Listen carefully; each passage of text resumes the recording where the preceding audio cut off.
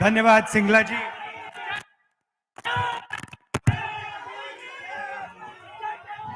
भगत सिंह जी की पवित्र भूमि पर आज यहां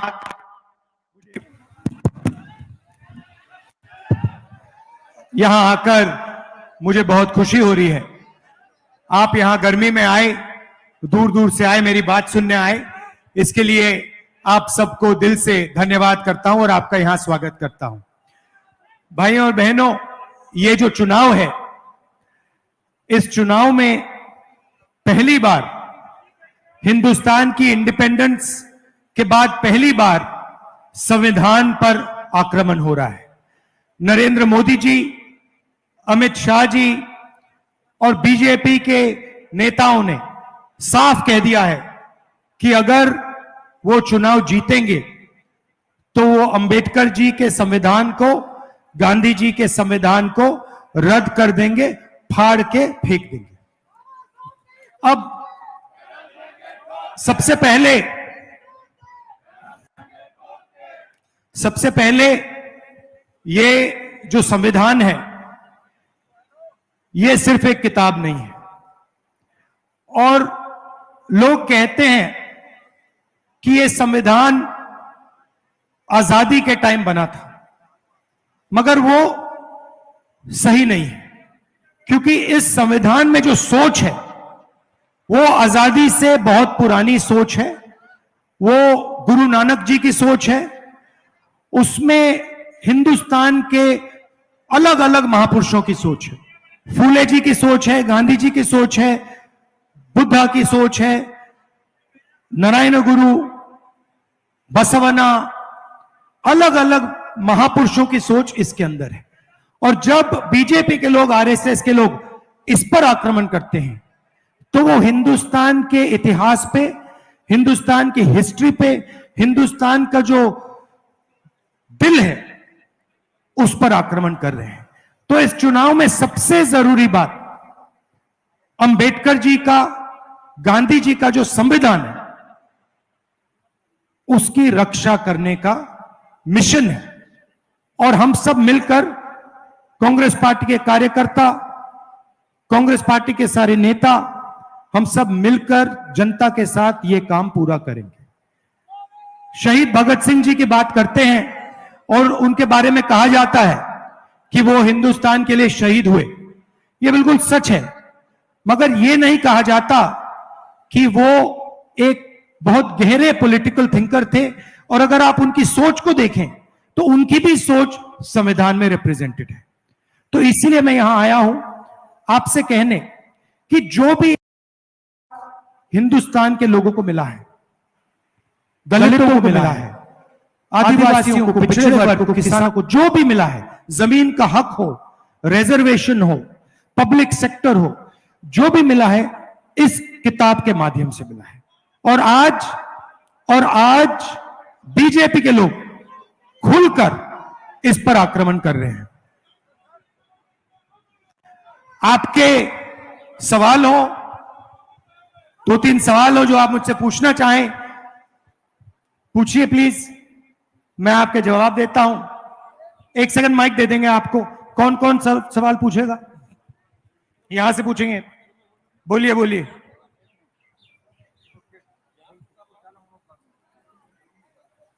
अब बोलो,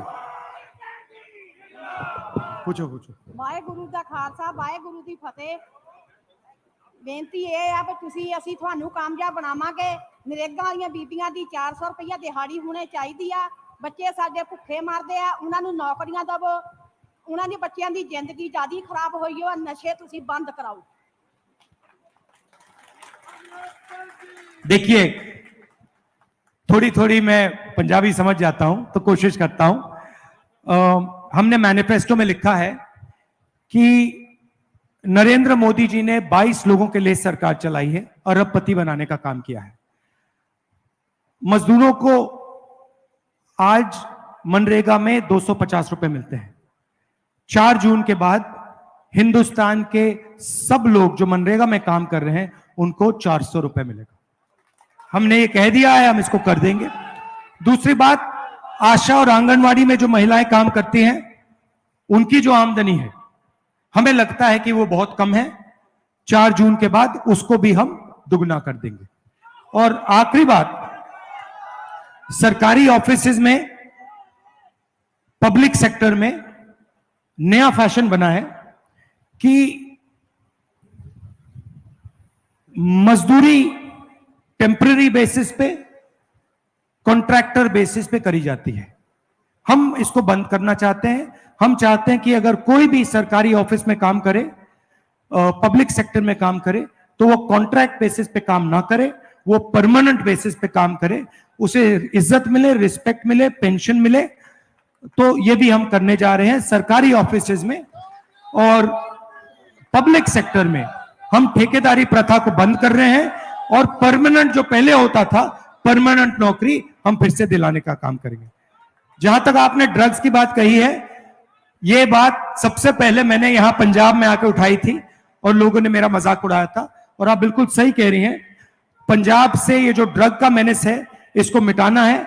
और इसमें कांग्रेस, ये काम कांग्रेस पार्टी कर सकती है और ये लोग नहीं कर सकते, नहीं कर सकते हैं। तो ये जब कांग्रेस पार्टी की यहां सरकार आएगी, जो आने वाली है, तब हम इसको बिल्कुल तेजी से मिटा देंगे यहां से। वो तो आएगी आएगी आएगी। धन्यवाद। बैठिए।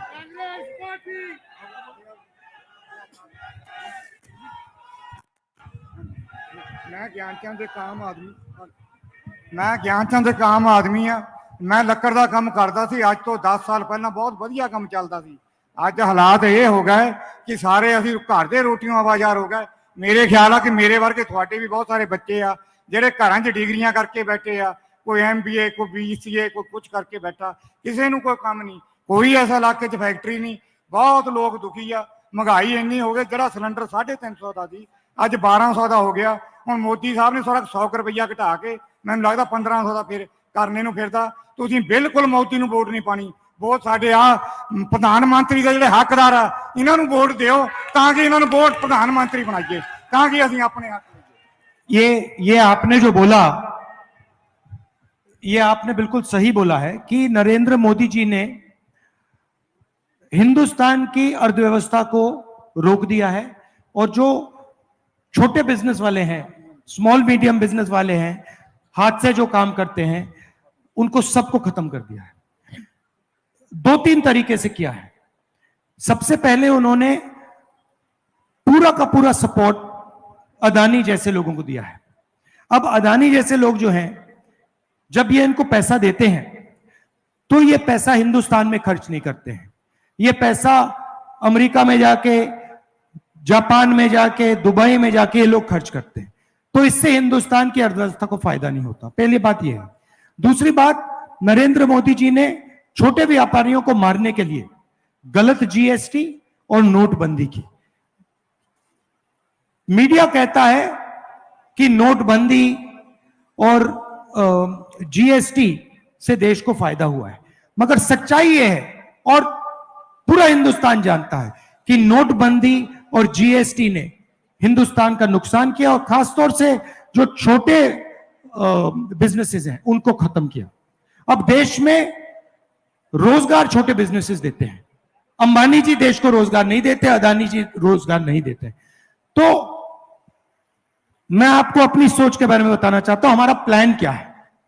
सबसे पहले किसानों को हम गारंटीड कानूनी मिनिमम सपोर्ट प्राइस दे रहे हैं, तो और उनका कर्जा माफ करने जा रहे हैं। तो अब किसानों के जेब में इंडिया गठबंधन की सरकार पैसा डालेगी, पहला काम। दूसरा काम जो मैंने अभी आपको कहा, मजदूरों को 250 रुपए नहीं 400, आंगनवाड़ी और आशा महिलाओं को दुगना, उनके बैंक अकाउंट में पैसा डाल रहे हैं। तीसरा, महालक्ष्मी योजना। हिंदुस्तान के सब गरीब लोगों की लिस्ट बनेगी। पंजाब में, उत्तर प्रदेश, बिहार, हर प्रदेश में जो भी गरीबी रेखा से नीचे हैं उनके नाम लिस्ट पे आएंगे। हर परिवार में से एक महिला का नाम चुना जाएगा और उस महिला को हर महीने 8,500 रुपए ठकाठक अंदर, साल के 1 लाख रुपए। तो करोड़ों महिलाओं को हम साल का 1 लाख रुपए देंगे और वो उस दिन तक मिलेगा जब तक वो गरीबी रेखा से निकल जाएंगे। तीसरी बात, पहली नौकरी पक्की स्कीम। आपने ग्रेजुएट्स की बात की, आपने इंजीनियर्स की बात की। हिंदुस्तान में मोदी जी ने इंजीनियर्स को, ग्रेजुएट्स को कहा कि आप लोग पकौड़ा बनाओ। मैं दिल्ली रेलवे स्टेशन गया, वहां एक युवा मिला, सिविल इंजीनियर, वो कुली का काम कर रहा है। तो यह बहुत बड़ी समस्या है, बेरोजगारी की समस्या है।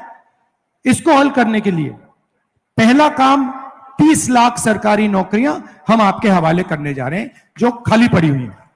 दूसरा काम, पहली नौकरी पक्की, 1 साल की नौकरी पब्लिक सेक्टर में, प्राइवेट सेक्टर में, BHEL, HAL जैसे कंपनीज में, इंडियन ऑयल में, हिंदुस्तान पेट्रोलियम में, सरकारी ऑफिसेज, सरकारी यूनिवर्सिटीज, सरकारी कॉलेजेस, सरकारी अस्पतालों में ये नौकरियां मिलेंगी। ये नौकरी का अधिकार होगा, तो कोई भी युवा 1 साल का अधिकार मांग पाएगा, सरकार को देना ही होगा। महीने का 8,500 रुपए, साल का 1 लाख रुपए, खटाखट खटाखट खटाखट अंदर। अब मैं जानता हूं कि ये मीडिया वाले कहेंगे कि देखिए इंडिया गठबंधन की सरकार गरीबों की आदत बिगाड़ रही है। जब अदानी को पैसा मिलता है, अंबानी को पैसा मिलता है, तो ये कहते हैं देखो देखो विकास हो रहा है, और जब गरीबों की जेब में पैसा जाता है तो ये कहते हैं गरीबों की आदत बिगाड़ रहे हैं। तो मैं इनको मैसेज देना चाहता हूं, आपको जितना बोलना है बोलो, ज्यादा बोला तो 1 लाख के 2 लाख कर देंगे।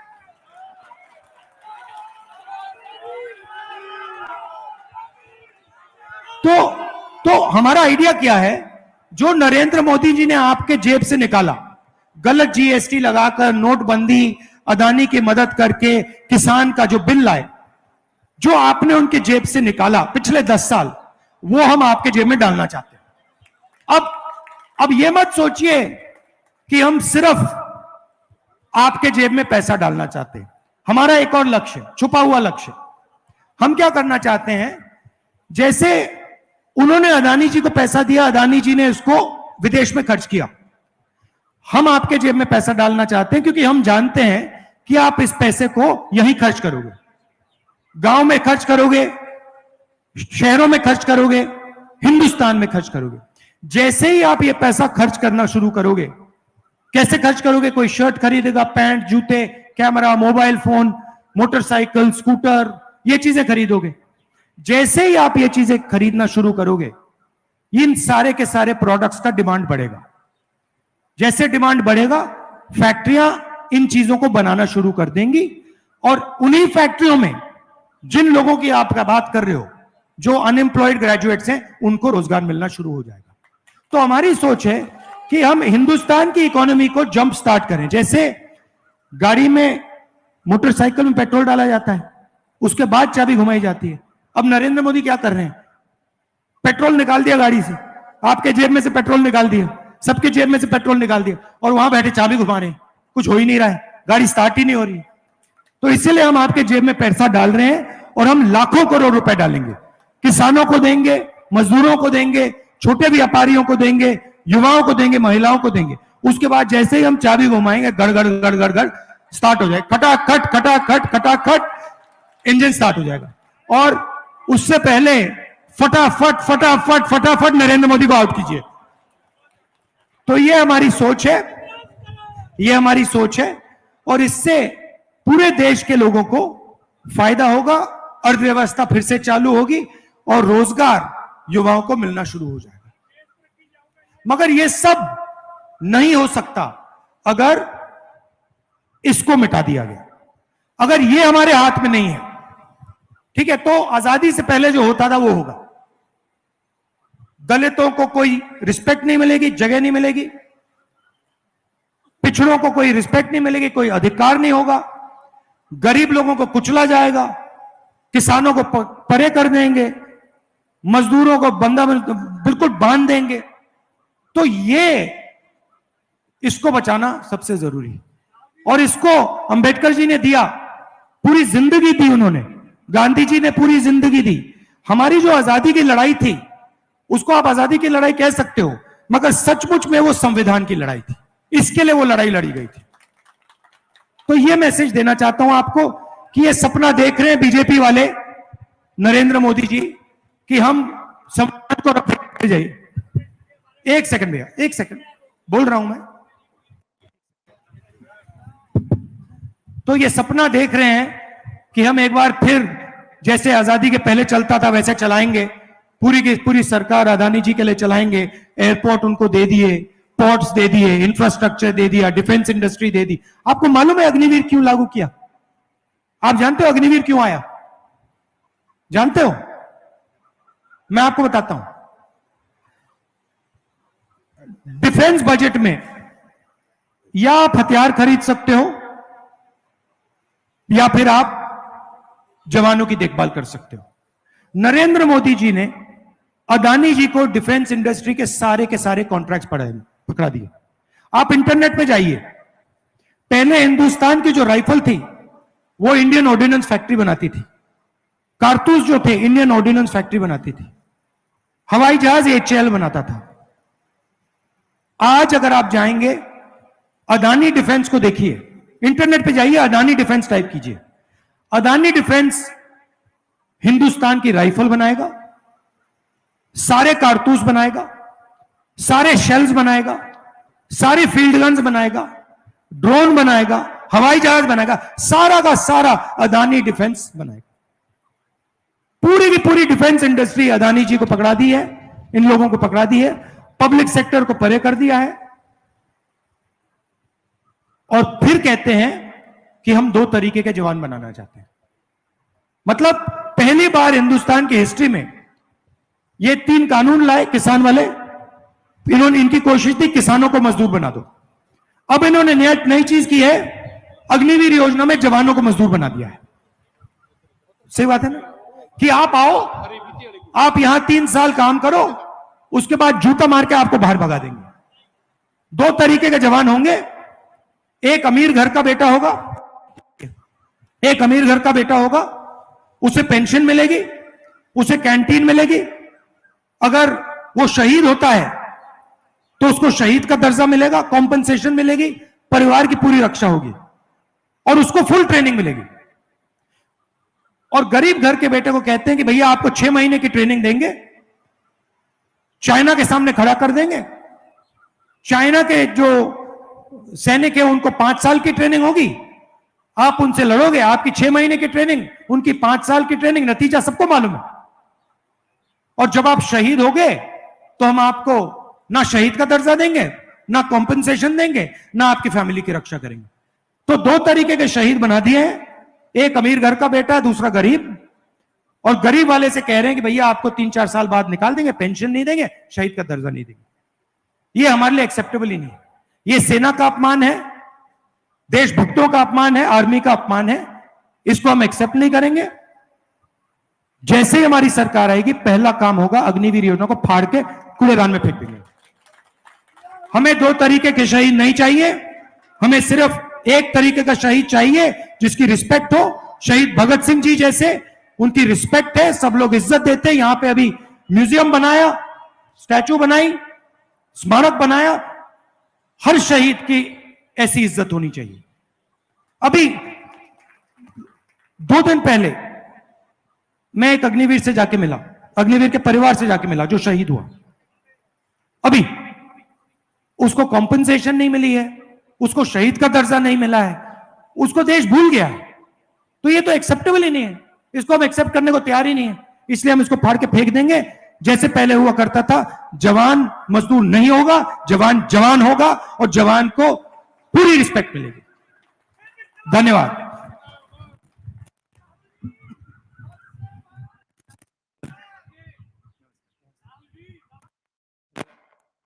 अब बोलता हूं।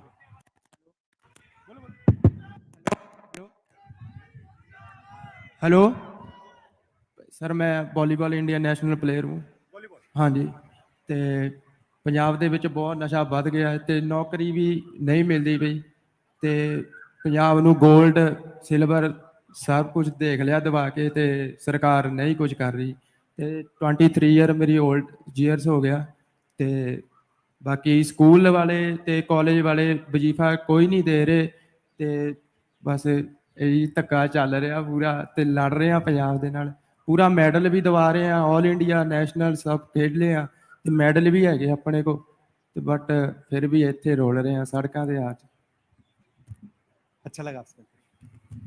तो इसी चीज को हम सॉल्व करना चाहते हैं, इसीलिए हम पहली नौकरी पक्की स्कीम ला रहे हैं, 30 लाख युवाओं को रोजगार देने का काम कर रहे हैं और आपके जेब में हम पैसा डालकर अर्थव्यवस्था को चालू करने की कोशिश कर रहे हैं। आपने रिजर्वेशन की बात उठाई, देखिए हिंदुस्तान में 50% पिछड़े वर्ग के लोग हैं, 15% दलित, 8% आदिवासी, 15% माइनॉरिटी, 5% गरीब जनरल कास्ट, 90% से ज्यादा ये लोग हैं।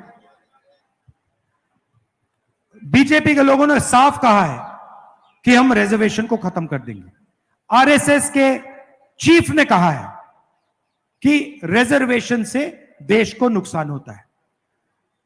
हमारे मैनिफेस्टो में साफ लिखा है, आज जो 50% की लिमिट है रिजर्वेशन को पर, उसको हम हटा देंगे और रिजर्वेशन को बढ़ा देंगे, क्योंकि हमारा काम 90% के लिए काम करने का है। हमारा काम 1% के लिए काम करने का नहीं है। हम जाति जनगणना कराएंगे, इकोनॉमिक सर्वे कराएंगे, संस्थाओं का सर्वे कराएंगे और हिंदुस्तान की जो सच्चाई है, भागीदारी की जो सच्चाई है, कितनी भागीदारी किसके पास है, वो हम देश के सामने रख देंगे। आप सब आए, गर्मी का समय है। हाँ एक है, अच्छा। सत्कारयोग साथियों, जवान दे मैं दूसरी बारी दर्शन कर रहा। एक बार मौका मिला सी आदमपुर की धरती ते, अज शहीद आजम भगत सरदार भगत सिंह जी जिन्हां ने इस धरती नूं अपने खून नाल सिंचिया, उस धरती ते इस जवान दा मैं दर्शन कर रहा। इन्हां दे दादी मां दी जो कारगुजारी सी वो तो असीं बड़े प्रभावित सी। कोई गरीब नहीं सी रुलदा, हर बन का हक मिलता सी, गरीबां नूं नौकरियां मिलदियां सी, गरीबां दे बच्चे स्कूलां विच वजीफे मिलते सी, उन्हां नूं किताबां फ्री मिलदियां सी। ते अज देखो भी की हो रहा। अज साडे बच्चे पढ़े लिखे आ, MA BEd आ, उन्हां नूं नौकरियां नहीं मिल रही। साथियों, मैं एक बहुत ही छोटे जिहा गरीब परिवार विच उठिया ते मैं ते अपने आप नूं भाग्यशाली समझदा कि जिन्हां पिंडां दे विच कदी फसल नहीं सी हुंदी। जिला नवां शहर दा उदों साडा जिला जलंधर हुंदा सी ते उत्थे कदी सरदार प्रताप सिंह जी कैरों मुख मंत्री बने पंजाब दे, उन्हां ने बेई कढवाई, धरती आबाद हो गई, सेम चक्की गई। अज सज्जणों साडे पिंडां दे विच 25-25 क्विंटल कणक ते 35-35 क्विंटल झोना निकल रहा। पर दुख की गल ये पंजाब के लोग मेहनती आ, ईमानदार आ, पर जेडे साडे ना राजे आ, पहला प्रजा राज दे वेले सुखी हुंदी सी, अज प्रजा दुखी आ। मैं राहुल जी तुहानूं इक्को बेनती करनी चाहुंदा, इन्हां पंजाब दे लोकां नूं ना भुल्लिओ, ये तुहाडे नाल खड़े आ। गल्लां कहणियां, तुहाडा इस धरती ते आउण ते धन्नवाद, दिलों धन्नवाद करदा। जी आए वाहिगुरू जी का खालसा, वाहिगुरू जी की फतेह।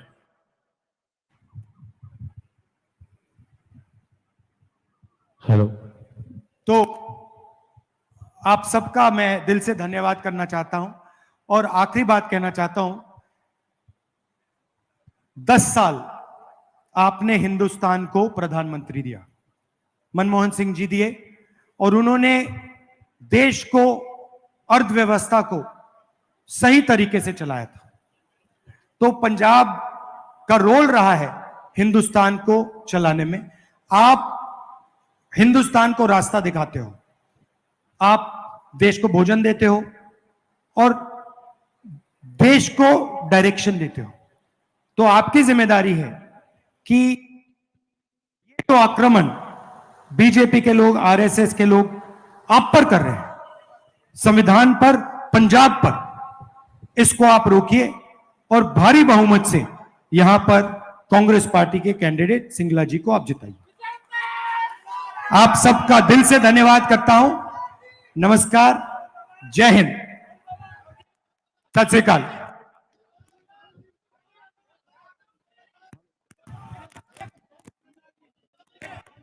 हेलो,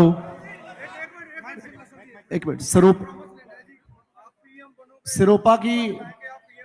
ਸਰੋਪਾ ਭੇਟਕਰ ਵਾਲੀ अजय मंगूपुर जी, कुलवंत सिंह जी ਤੇ ਰਣਧੀਰ ਸਿੰਘ ਜੀ ਤੇ ਫਾਰ ਕਿਰਪਾਨ ਵਾਸਤੇ Rana KP Singh ji, chairman campaign committee. आओ आंटी।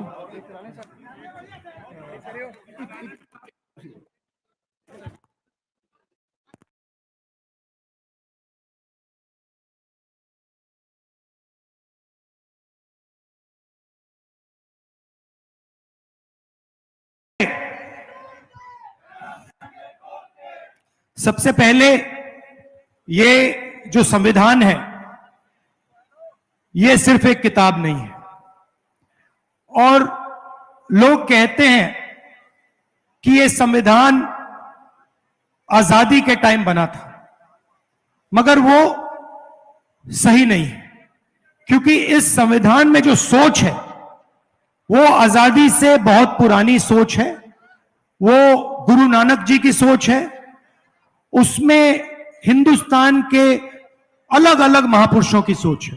फूले जी की सोच है, गांधी जी की सोच है, बुद्धा की सोच है, नारायण गुरु, बसवना, अलग अलग महापुरुषों की सोच इसके अंदर है। और जब बीजेपी के लोग, आरएसएस के लोग इस पर आक्रमण करते हैं तो वो हिंदुस्तान के इतिहास पे, हिंदुस्तान की हिस्ट्री पे, हिंदुस्तान का जो दिल है उस पर आक्रमण कर रहे हैं। तो इस चुनाव में सबसे जरूरी बात अंबेडकर जी का, गांधी जी का जो संविधान है उसकी रक्षा करने का मिशन है। और हम सब मिलकर, कांग्रेस पार्टी के कार्यकर्ता, कांग्रेस पार्टी के सारे नेता, हम सब मिलकर जनता के साथ यह काम पूरा करेंगे। शहीद भगत सिंह जी की बात करते हैं और उनके बारे में कहा जाता है कि वो हिंदुस्तान के लिए शहीद हुए। यह बिल्कुल सच है, मगर यह नहीं कहा जाता कि वो एक बहुत गहरे पॉलिटिकल थिंकर थे। और अगर आप उनकी सोच को देखें तो उनकी भी सोच संविधान में रिप्रेजेंटेड है। तो इसीलिए मैं यहां आया हूं आपसे कहने कि जो भी हिंदुस्तान के लोगों को मिला है, दलितों को मिला है, आदिवासियों को, पिछड़े वर्ग को, किसानों को, जो भी मिला है, जमीन का हक हो, रिजर्वेशन हो, पब्लिक सेक्टर हो, जो भी मिला है इस किताब के माध्यम से मिला है। और आज बीजेपी के लोग खुलकर इस पर आक्रमण कर रहे हैं। आपके सवाल हो, 2-3 सवाल हो जो आप मुझसे पूछना चाहें, पूछिए प्लीज, मैं आपके जवाब देता हूं। 1 सेकंड माइक दे देंगे आपको। कौन कौन सवाल पूछेगा? यहां से पूछेंगे। बोलिए बोलिए।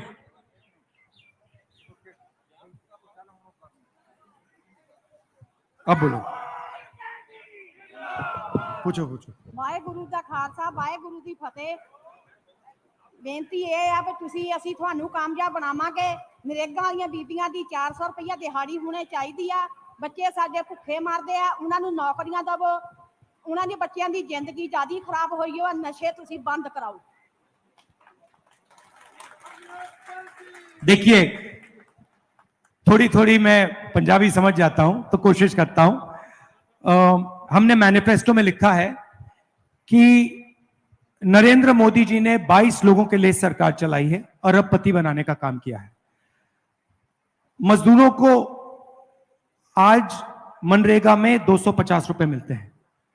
4 जून के बाद हिंदुस्तान के सब लोग जो मनरेगा में काम कर रहे हैं उनको 400 रुपए मिलेगा। हमने ये कह दिया है, हम इसको कर देंगे। दूसरी बात, आशा और आंगनवाड़ी में जो महिलाएं काम करती हैं उनकी जो आमदनी है, हमें लगता है कि वो बहुत कम है। 4 जून के बाद उसको भी हम दुगना कर देंगे। और आखिरी बात, सरकारी ऑफिसेज में, पब्लिक सेक्टर में नया फैशन बना है कि मजदूरी टेम्पररी बेसिस पे, कॉन्ट्रैक्टर बेसिस पे करी जाती है। हम इसको बंद करना चाहते हैं। हम चाहते हैं कि अगर कोई भी सरकारी ऑफिस में काम करे, पब्लिक सेक्टर में काम करे, तो वो कॉन्ट्रैक्ट बेसिस पे काम ना करे, वो परमानेंट बेसिस पे काम करे, उसे इज्जत मिले, रिस्पेक्ट मिले, पेंशन मिले। तो ये भी हम करने जा रहे हैं सरकारी ऑफिसेज में। और पब्लिक सेक्टर में हम ठेकेदारी प्रथा को बंद कर रहे हैं और परमानेंट जो पहले होता था, परमानेंट नौकरी हम फिर से दिलाने का काम करेंगे। जहां तक आपने ड्रग्स की बात कही है, ये बात सबसे पहले मैंने यहां पंजाब में आकर उठाई थी और लोगों ने मेरा मजाक उड़ाया था। और आप बिल्कुल सही कह रही हैं, पंजाब से ये जो ड्रग का मेनेस है, इसको मिटाना है। और इसमें कांग्रेस, ये काम कांग्रेस पार्टी कर सकती है और ये लोग नहीं कर सकते, नहीं कर सकते हैं।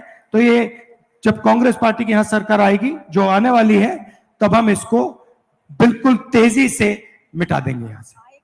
वो तो आएगी आएगी आएगी। धन्यवाद। बैठिए।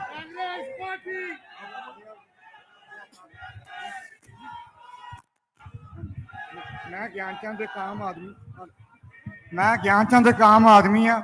ਮੈਂ ਲੱਕੜ ਦਾ ਕੰਮ ਕਰਦਾ ਸੀ। ਅੱਜ ਤੋਂ 10 ਸਾਲ ਪਹਿਲਾਂ ਬਹੁਤ ਵਧੀਆ ਕੰਮ ਚੱਲਦਾ ਸੀ। ਅੱਜ ਹਾਲਾਤ ਇਹ ਹੋ ਗਏ ਕਿ ਸਾਰੇ ਅਸੀਂ ਘਰ ਦੇ ਰੋਟੀਆਂ ਆਵਾਜ਼ਾਰ ਹੋ ਗਏ। ਮੇਰੇ ਖਿਆਲ ਆ ਕਿ ਮੇਰੇ ਵਰਗੇ ਤੁਹਾਡੇ ਵੀ ਬਹੁਤ ਸਾਰੇ ਬੱਚੇ ਆ ਜਿਹੜੇ ਘਰਾਂ 'ਚ ਡਿਗਰੀਆਂ ਕਰਕੇ ਬੈਠੇ ਆ। ਕੋਈ MBA, ਕੋਈ BCA, ਕੋਈ ਕੁਝ ਕਰਕੇ ਬੈਠਾ। ਕਿਸੇ ਨੂੰ ਕੋਈ ਕੰਮ ਨਹੀਂ, ਕੋਈ ਐਸਾ ਇਲਾਕੇ 'ਚ ਫੈਕਟਰੀ ਨਹੀਂ।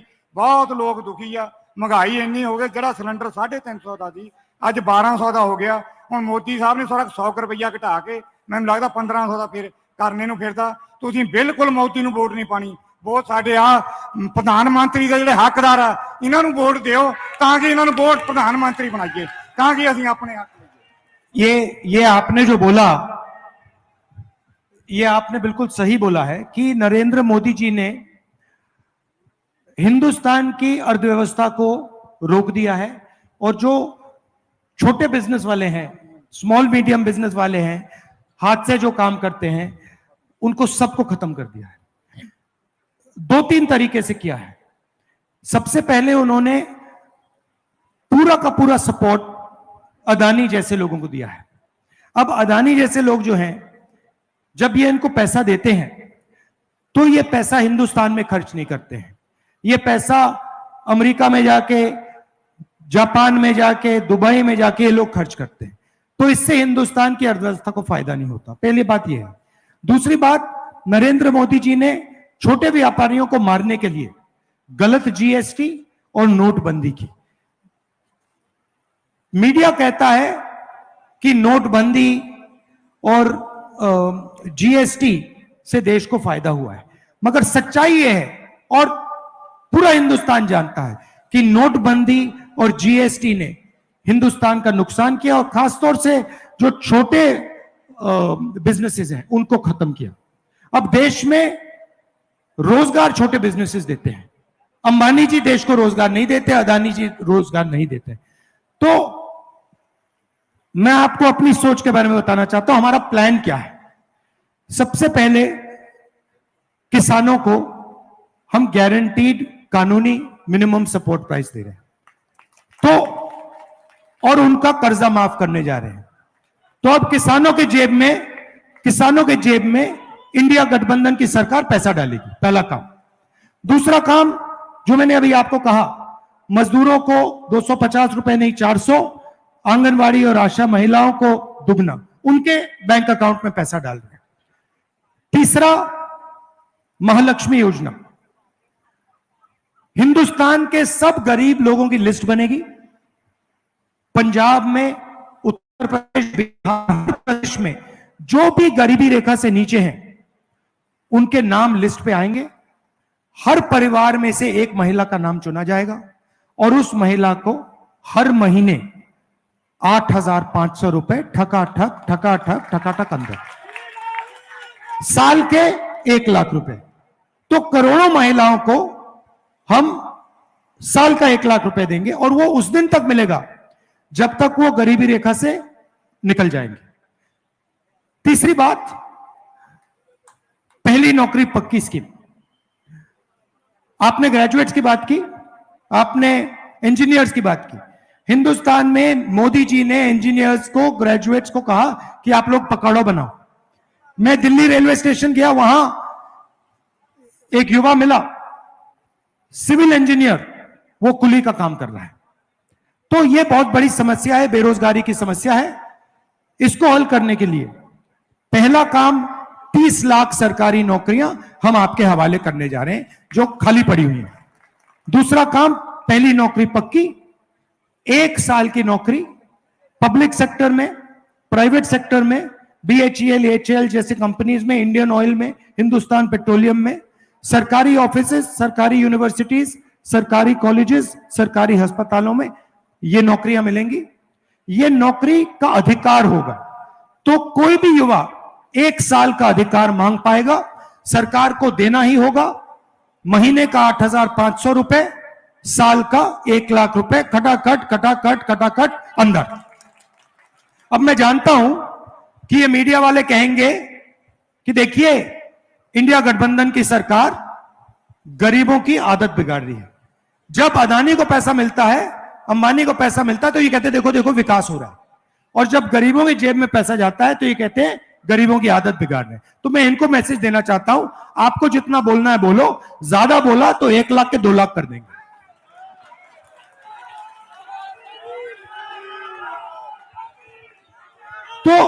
तो हमारा आइडिया क्या है, जो नरेंद्र मोदी जी ने आपके जेब से निकाला, गलत GST लगाकर, नोटबंदी, अदानी की मदद करके, किसान का जो बिल लाए, जो आपने उनके जेब से निकाला पिछले 10 साल, वो हम आपके जेब में डालना चाहते हैं। अब ये मत सोचिए कि हम सिर्फ आपके जेब में पैसा डालना चाहते हैं। हमारा एक और लक्ष्य, छुपा हुआ लक्ष्य, हम क्या करना चाहते हैं, जैसे उन्होंने अदानी जी को पैसा दिया, अदानी जी ने उसको विदेश में खर्च किया, हम आपके जेब में पैसा डालना चाहते हैं, क्योंकि हम जानते हैं कि आप इस पैसे को यहीं खर्च करोगे, गांव में खर्च करोगे, शहरों में खर्च करोगे, हिंदुस्तान में खर्च करोगे। जैसे ही आप ये पैसा खर्च करना शुरू करोगे, कैसे खर्च करोगे, कोई शर्ट खरीदेगा, पैंट, जूते, camera, mobile phone, motorcycle, scooter, ये चीजें खरीदोगे। जैसे ही आप ये चीजें खरीदना शुरू करोगे, इन सारे के सारे प्रोडक्ट्स का डिमांड बढ़ेगा। जैसे डिमांड बढ़ेगा, फैक्ट्रियां इन चीजों को बनाना शुरू कर देंगी, और उन्हीं फैक्ट्रियों में जिन लोगों की आप बात कर रहे हो, जो अनएम्प्लॉयड ग्रेजुएट्स हैं, उनको रोजगार मिलना शुरू हो जाएगा। तो हमारी सोच है कि हम हिंदुस्तान की इकोनॉमी को जंप स्टार्ट करें। जैसे गाड़ी में, मोटरसाइकिल में पेट्रोल डाला जाता है, उसके बाद चाबी घुमाई जाती है। अब नरेंद्र मोदी क्या कर रहे हैं, पेट्रोल निकाल दिया गाड़ी से, आपके जेब में से पेट्रोल निकाल दिया, सबके जेब में से पेट्रोल निकाल दिया, और वहां बैठे चाबी घुमा रहे हैं, कुछ हो ही नहीं रहा है, गाड़ी स्टार्ट ही नहीं हो रही। तो इसीलिए हम आपके जेब में पैसा डाल रहे हैं, और हम लाखों करोड़ रुपए डालेंगे, किसानों को देंगे, मजदूरों को देंगे, छोटे व्यापारियों को देंगे, युवाओं को देंगे, महिलाओं को देंगे। उसके बाद जैसे ही हम चाबी घुमाएंगे, गड़गड़ गड़गड़ गड़ स्टार्ट हो जाएगा, खटाखट खटाखट खटाखट इंजन स्टार्ट हो जाएगा। और उससे पहले फटाफट फटाफट फटाफट नरेंद्र मोदी को आउट कीजिए। तो ये हमारी सोच है, ये हमारी सोच है, और इससे पूरे देश के लोगों को फायदा होगा, अर्थव्यवस्था फिर से चालू होगी, और रोजगार युवाओं को मिलना शुरू हो जाएगा। मगर यह सब नहीं हो सकता अगर इसको मिटा दिया गया, अगर ये हमारे हाथ में नहीं है। ठीक है, तो आजादी से पहले जो होता था वो होगा। दलितों को कोई रिस्पेक्ट नहीं मिलेगी, जगह नहीं मिलेगी, पिछड़ों को कोई रिस्पेक्ट नहीं मिलेगी, कोई अधिकार नहीं होगा, गरीब लोगों को कुचला जाएगा, किसानों को परे कर देंगे, मजदूरों को बंदा बिल्कुल बांध देंगे। तो ये इसको बचाना सबसे जरूरी है, और इसको अंबेडकर जी ने दिया, पूरी जिंदगी दी उन्होंने, गांधी जी ने पूरी जिंदगी दी। हमारी जो आजादी की लड़ाई थी, उसको आप आजादी की लड़ाई कह सकते हो, मगर सचमुच में वो संविधान की लड़ाई थी, इसके लिए वो लड़ाई लड़ी गई थी। तो ये मैसेज देना चाहता हूं आपको कि ये सपना देख रहे हैं बीजेपी वाले, नरेंद्र मोदी जी, कि हम संविधान को रख जाइए। एक सेकंड भैया, एक सेकंड बोल रहा हूं मैं। तो ये सपना देख रहे हैं कि हम एक बार फिर जैसे आजादी के पहले चलता था वैसे चलाएंगे, पूरी की पूरी सरकार अदानी जी के लिए चलाएंगे, एयरपोर्ट उनको दे दिए, पोर्ट्स दे दिए, इंफ्रास्ट्रक्चर दे दिया, डिफेंस इंडस्ट्री दे दी। आपको मालूम है अग्निवीर क्यों लागू किया? आप जानते हो अग्निवीर क्यों आया? जानते हो? मैं आपको बताता हूं। डिफेंस बजट में या आप हथियार खरीद सकते हो या फिर आप जवानों की देखभाल कर सकते हो। नरेंद्र मोदी जी ने अदानी जी को डिफेंस इंडस्ट्री के सारे कॉन्ट्रैक्ट्स पकड़ा दिए। आप इंटरनेट पे जाइए, पहले हिंदुस्तान की जो राइफल थी वो इंडियन ऑर्डिनेंस फैक्ट्री बनाती थी, कारतूस जो थे इंडियन ऑर्डिनेंस फैक्ट्री बनाती थी, हवाई जहाज HAL बनाता था।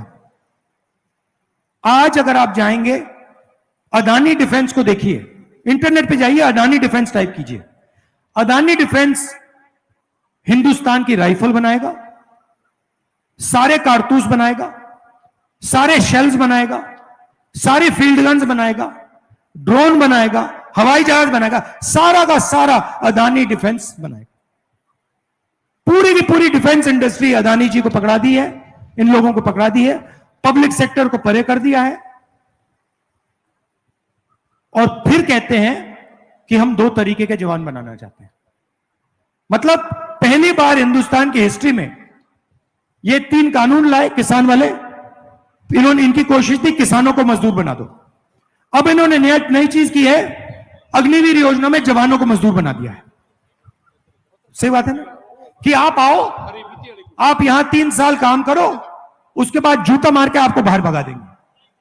2 तरीके के जवान होंगे, एक अमीर घर का बेटा होगा, एक अमीर घर का बेटा होगा, उसे पेंशन मिलेगी, उसे कैंटीन मिलेगी, अगर वो शहीद होता है तो उसको शहीद का दर्जा मिलेगा, कॉम्पनसेशन मिलेगी, परिवार की पूरी रक्षा होगी और उसको फुल ट्रेनिंग मिलेगी।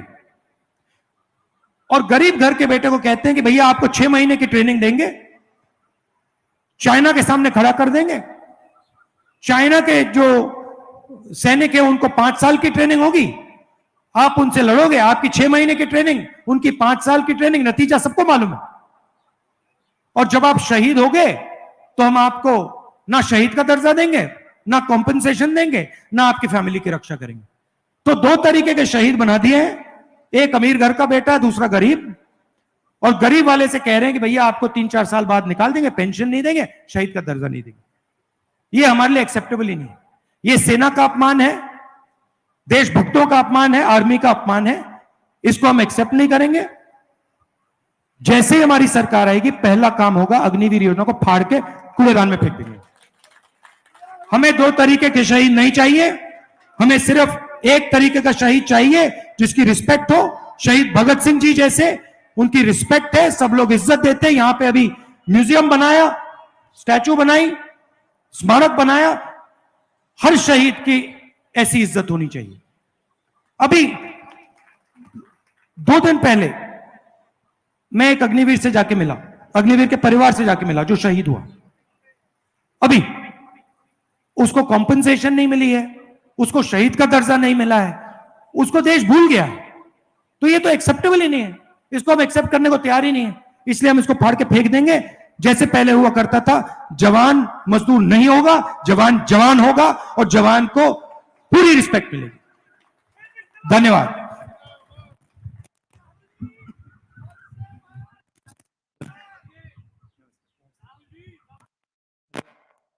अब बोलता हूं,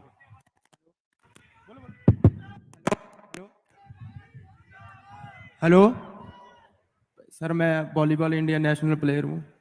ਹਾਂਜੀ, ਤੇ ਪੰਜਾਬ ਦੇ ਵਿੱਚ ਬਹੁਤ ਨਸ਼ਾ ਵੱਧ ਗਿਆ ਹੈ ਤੇ ਨੌਕਰੀ ਵੀ ਨਹੀਂ ਮਿਲਦੀ ਪਈ ਤੇ ਪੰਜਾਬ ਨੂੰ 골ਡ ਸਿਲਵਰ ਸਭ ਕੁਝ ਦੇਖ ਲਿਆ ਦਵਾ ਕੇ ਤੇ ਸਰਕਾਰ ਨਹੀਂ ਕੁਝ ਕਰ ਰਹੀ ਤੇ 23 ਈਅਰ ਮੇਰੀ 올ਡ ਜੀਅਰਸ ਹੋ ਗਿਆ ਤੇ ਬਾਕੀ ਸਕੂਲ ਵਾਲੇ ਤੇ ਕਾਲਜ ਵਾਲੇ ਵਜ਼ੀਫਾ ਕੋਈ ਨਹੀਂ ਦੇ ਰਹੇ ਤੇ ਬਸ ਇਹੀ ਧੱਕਾ ਚੱਲ ਰਿਹਾ ਪੂਰਾ ਤੇ ਲੜ ਰਹੇ ਆ ਪੰਜਾਬ ਦੇ ਨਾਲ। ਪੂਰਾ ਮੈਡਲ ਵੀ ਦਿਵਾ ਰਹੇ ਆ, ਆਲ ਇੰਡੀਆ ਨੈਸ਼ਨਲ ਸਭ ਖੇਡ ਲਏ ਆ ਤੇ ਮੈਡਲ ਵੀ ਹੈਗੇ ਆਪਣੇ ਕੋਲ ਤੇ ਬਟ ਫਿਰ ਵੀ ਇੱਥੇ ਰੋਲ ਰਹੇ ਆ ਸੜਕਾਂ ਤੇ ਆ। अच्छा लगा आपसे। तो इसी चीज को हम सॉल्व करना चाहते हैं, इसीलिए हम पहली नौकरी पक्की स्कीम ला रहे हैं, 30 लाख युवाओं को रोजगार देने का काम कर रहे हैं और आपके जेब में हम पैसा डालकर अर्थव्यवस्था को चालू करने की कोशिश कर रहे हैं। आपने रिजर्वेशन की बात उठाई। देखिए, हिंदुस्तान में 50% पिछड़े वर्ग के लोग हैं, 15% दलित, 8% आदिवासी, 15% माइनॉरिटी, 5% गरीब जनरल कास्ट, 90% से ज्यादा ये लोग हैं। बीजेपी के लोगों ने साफ कहा है कि हम रिजर्वेशन को खत्म कर देंगे।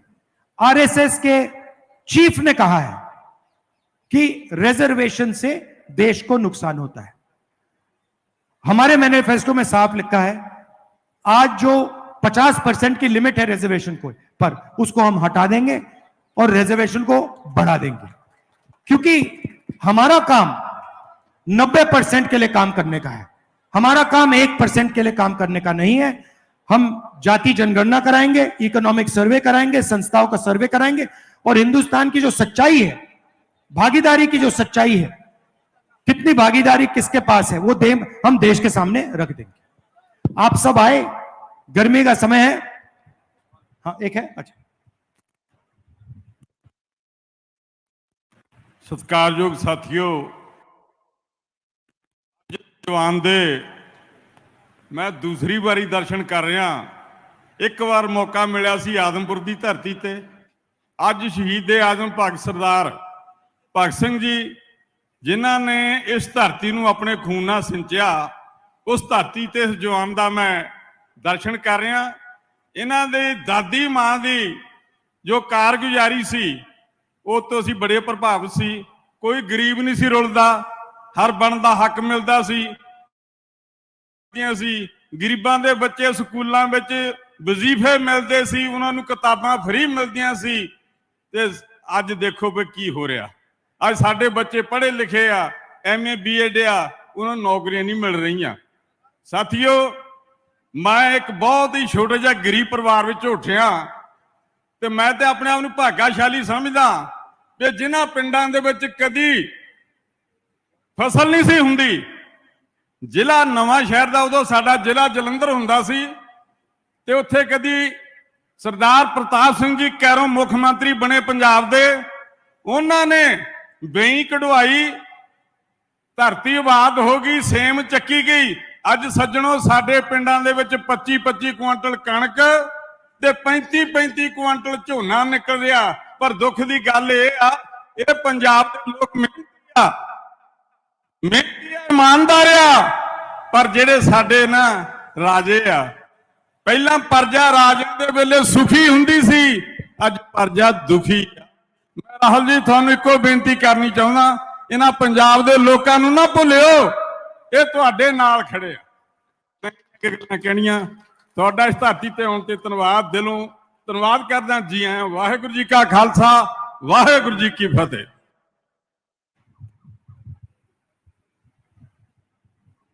हेलो। तो आप सबका मैं दिल से धन्यवाद करना चाहता हूं, और आखिरी बात कहना चाहता हूं, 10 साल आपने हिंदुस्तान को प्रधानमंत्री दिया, मनमोहन सिंह जी दिए, और उन्होंने देश को, अर्थव्यवस्था को सही तरीके से चलाया था। तो पंजाब का रोल रहा है हिंदुस्तान को चलाने में। आप हिंदुस्तान को रास्ता दिखाते हो, आप देश को भोजन देते हो, और देश को डायरेक्शन देते हो। तो आपकी जिम्मेदारी है कि ये जो आक्रमण बीजेपी के लोग, आरएसएस के लोग आप पर कर रहे हैं, संविधान पर, पंजाब पर, इसको आप रोकिए, और भारी बहुमत से यहां पर कांग्रेस पार्टी के कैंडिडेट सिंगला जी को आप जिताइए।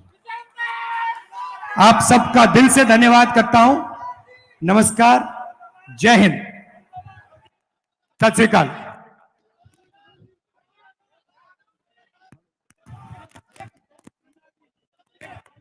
हेलो,